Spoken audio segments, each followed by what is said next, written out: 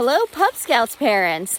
I'm out right now with my Wednesday pack, and I have 17 dogs today, but they've been running real good, and I'm gonna take a break. Let them get a break. So here's the quick summary, as quick as I know how to do, for yesterday, our third class for PupScouts. So I spoke to you all in depth about what happened yesterday with swimming, and also that we spent our last hour doing on-leash commands like okay, meaning stop to go, like let's start walking, and then stop.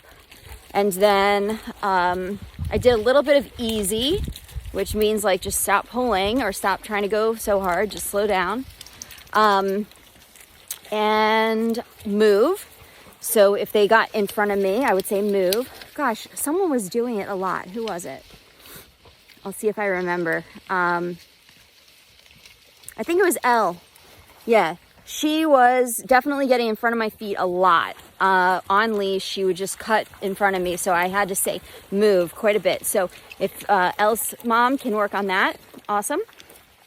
So the big thing with this group, we're still on schedule, but they're definitely struggling with some things that I have a feeling it's really just the stuff about the slippery rocks in the water and then swimming. I think once we get to the real dirt biking stuff and some of the other things that we have to learn, which we have plenty of time, more than 2 months, I think we'll learn those things much faster.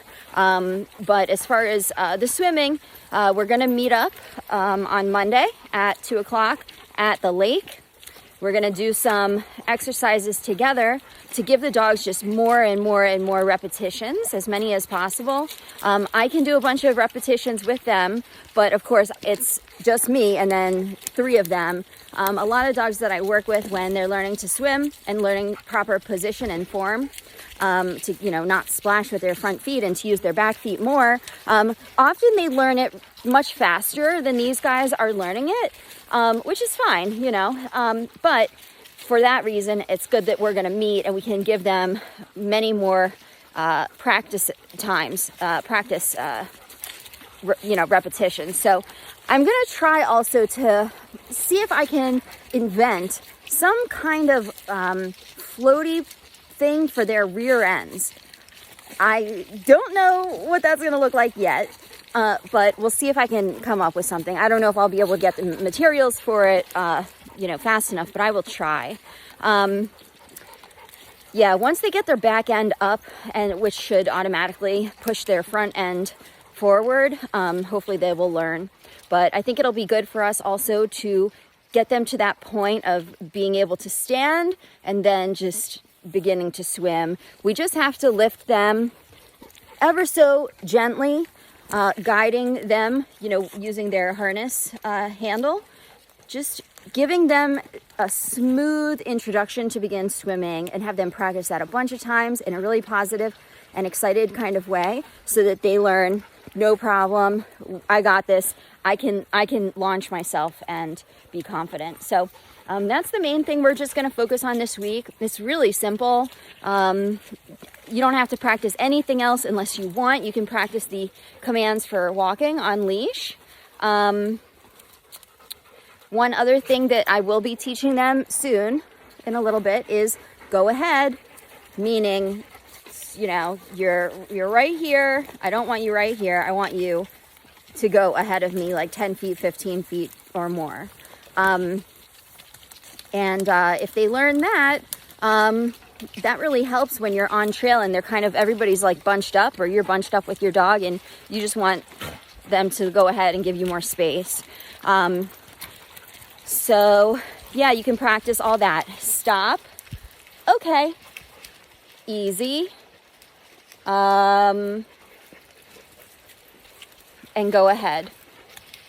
Well, go ahead and move. Okay, so move, what the difference is between go ahead and move is go ahead is much farther ahead.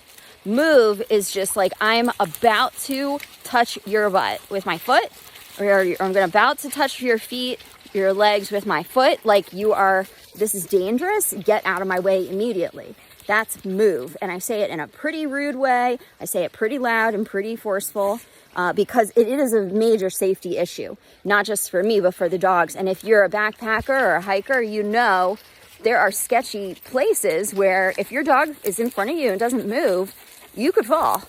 And that could turn into something really dangerous, really bad, really fast. So I really want all my wild pups to know how to get out of my way as soon as possible. I'm doing that with this pack even. I do it very often. Like today's a dirt biking day, and I have to ride in the middle of a lot of ATV paths, and they get carved out, and the middle in between is like a hump, and I have to balance on top of that hump.